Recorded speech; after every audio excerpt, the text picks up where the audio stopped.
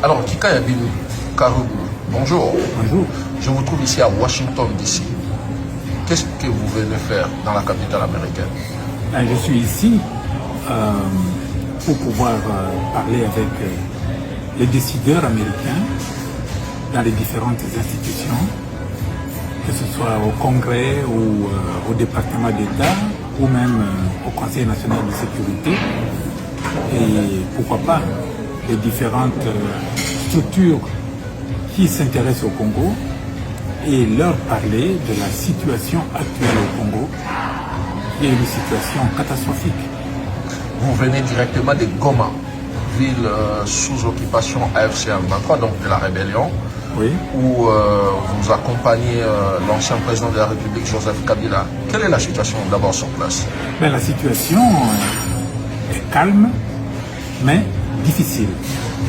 Difficile surtout parce que le gouvernement central de M. Tshisekedi a décidé de sacrifier et de punir et d'asphyxier les plus de 10 millions d'habitants des deux provinces, le nord et le sud Kivu, en les coupant du système financier national et pourquoi pas mondial. Alors l'argent circule difficilement, ce qui fait que la vie est difficile. Mais n'empêche, les gens sont là, ils vivent clopin avec ce qu'ils peuvent faire. Mais c'est quoi le message principal que vous voulez transmettre aux Américains pour le compte du président Kabila? Oui, le message principal, c'est celui qui est contenu dans son discours. Il a fait il y a de cela un mois. Le président Kabila, c'est un homme de paix. Il est dans la partie orientale du pays pour vivre avec ceux qui souffrent le plus de la crise que traverse notre pays et recueillir leurs avis sur le plan de sortie de crise qu'il a annoncé d'ailleurs au monde. C'est impliqué un plan de paix. Et cela, nous voulons le communiquer aux autorités de ce pays qu'est les États-Unis d'Amérique.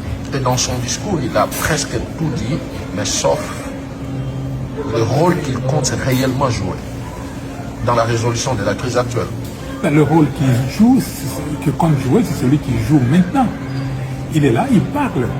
Il n'y a personne qui a consulté les mamans, les hommes d'affaires, les jeunes, les scientifiques, les communautés du Nord et du Sud Kivu pour savoir ce qu'ils pensent.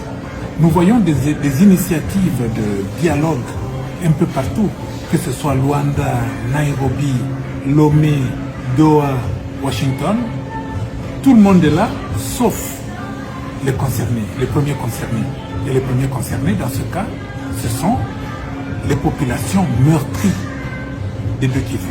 Raison pour laquelle le président Kabila est allé parler avec eux pour recueillir leurs avis et les porter à la face du monde. Et pour Kinshasa, Kabila joue bien le rôle de chef de file de la rébellion AFC M23. Mauvaise lecture, bien sûr. Le président Kabila est un ancien chef d'État. Je le vois mal. Et d'ailleurs, je sais que le président Kabila ne peut pas jouer un rôle comme chef de file d'une rébellion quelconque. Mais il est là, il parle avec tout le monde, il parle avec même ceux qui gèrent la cité aujourd'hui, que sont l'AFC de Corneille Nangaa et le M23.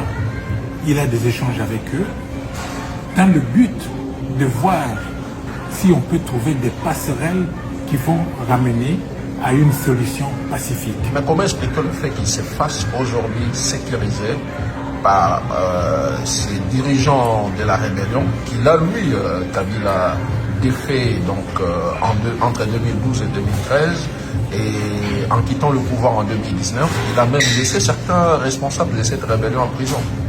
Vous savez, cela fait quelques années que le président Tshisekedi a décidé de retirer au président Kabila sa garde.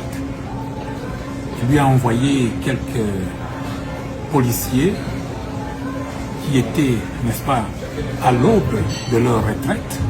C'était des policiers fatigués pour garder l'ancien chef d'État. Et c'est à ce moment-là que le président a décidé, l'ancien président a décidé de se prendre en charge. Il a formé, il a recruté une garde personnelle qui le sécurise. Il ne pouvait pas faire autrement. Et jusqu'aujourd'hui, il est gardé et sécurisé par sa propre garde. Sa propre armée, on va dire. Sa propre garde. Sa propre garde. Vous savez, vous pouvez être sécurisé par un garde de corps qui n'a aucune arme. Il n'a que ses bras. Mais seulement on est dans une zone rebelle. On est dans une zone rebelle. Il n'est pas en contradiction avec ce que les rebelles font. Je dirais même que les objectifs de la rébellion sont les mêmes que ceux du président Kabila. Le président Kabila a dit, sans le cacher, dans son discours, que au point numéro 1 d'ailleurs de son plan de sortie de crise, qu'il fallait mettre fin à la dictature et à la tyrannie. Mais comment expliquer que celui qui a défait cette rébellion en 2012-2013 puisse aujourd'hui avoir les mêmes objectifs que cette même rébellion? Le nom peut être le même. Hein? M23, pour ce cas précis. Mais les objectifs sont différents. Nous l'avons dit. Les objectifs qu'avait le M23 en 2012-2013 ne sont pas les mêmes qu'aujourd'hui. Aujourd'hui, le M23 a été à Kinshasa, invité par le président Tshisekedi. Ils se sont entendus sur un certain nombre de choses. Cet engagement n'a pas été accepté par l'homme qui dirige le Congo aujourd'hui.